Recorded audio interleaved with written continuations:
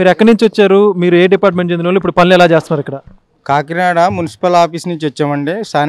Sanitation workers. ఇక్కడ విజయవాడలో ఇలాగ పొంగిపోయింది, వరద ప్రభావం వల్ల పొంగిపోయిందంటే ఇక్కడికి వచ్చామండి. మేము అక్కడ కళ్యాణ మండపంలో ఉంటున్నాము. అక్కడ ఉండి ఇక్కడికి డైలీ ఇక్కడికి వచ్చి రామకృష్ణాపురం వీధుల్లో డైలీ ఈ శానిటేషన్ వర్క్ చేస్తున్నామండి.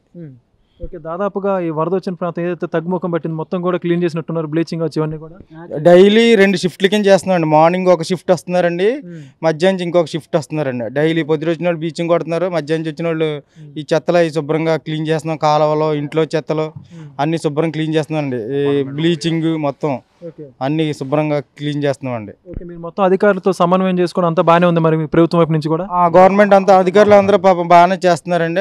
అదే కళ్యాణ మండపం ఇచ్చారు, కళ్యాణ మండపంలో అన్ని వసతులు బాగానే ఏర్పాటు చేస్తున్నారు. టైం ఫుడ్ అది చేస్తున్నారండి. మేము వర్క్ ఈ వీధులని మేము శుభ్రంగా చేస్తున్నామండి అందరం కలిసి. మరి ప్రజల నుంచి స్పందన ఎలా వస్తుంది? మరి అందరూ బాగానే చేస్తున్నారండి. నాగార్జున సాగర్, మాచర్ల, గుంటూరులో ఉన్నటువంటి క్రీస్తు సంఘంల తరపున మొన్నటి దినాన 100 కుటుంబాలకు నిత్యావసర సరుకులు, బియ్యం మొదలైనవి పంపిణీ చేయడం జరిగింది.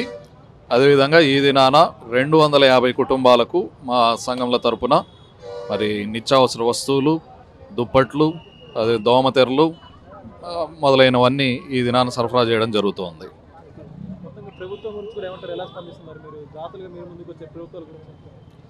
ప్రభుత్వం చేయగలిగింది ప్రభుత్వం చేస్తుంది. అన్ని విషయాల్లో ప్రభుత్వమే చేయాలి అంటే అది సాధ్యం కాకపోవచ్చు. కాబట్టి ఇట్లాంటి స్వచ్ఛంద సంస్థలు మిగిలినటువంటి వాళ్ళు కూడా స్పందించగలిగితే పరిస్థితులు త్వరగా చక్కదిద్దుకునే అవకాశం ఉంటుంది అని నేను భావిస్తున్నాను. నా పేరు నాగభాస్కర్, ఫినిక్స్ గ్రీన్ వ్యాలీ సిఎండిని.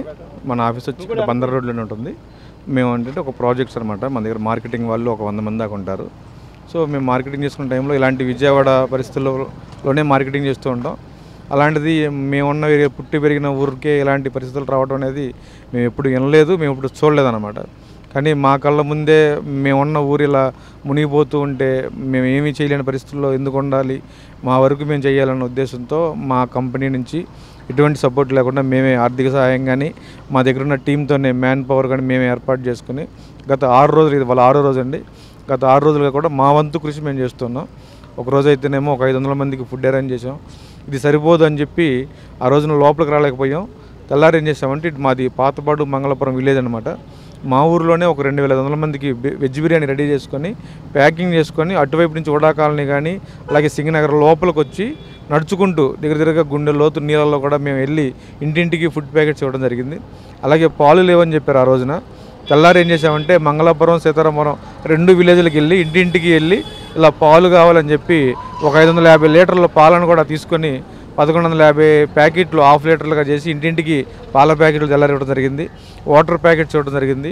ప్యాకెట్లు సరిపోవట్లేదని చెప్పి గత కొన్ని రోజులుగా ట్యాంకర్లతో ఇవ్వడం జరుగుతుంది.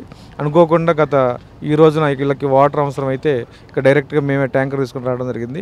మా వంతుగా గత 6 రోజుల నుంచి కూడా ఎవరి సపోర్ట్ లేకుండా మేమే మా సొంత డబ్బులతో అలాగే మా మ్యాన్ పవర్తోనే మా యొక్క పనులన్నీ పక్కన పెట్టి మా యొక్క సిటీని, మా గ్రామాలని, మా ఊరిని మా వంతుగా కృషి చేయడంలో మేము ముందుకు వచ్చాం. అలాగే ప్రతి ఒక్కరు కూడా వాళ్ళ వంతు బాధ్యత వాళ్ళు తీసుకోవాలని మనస్ఫూర్తిగా కోరుకుంటూ సెలవు తీసుకుంటున్నాను. Thank you.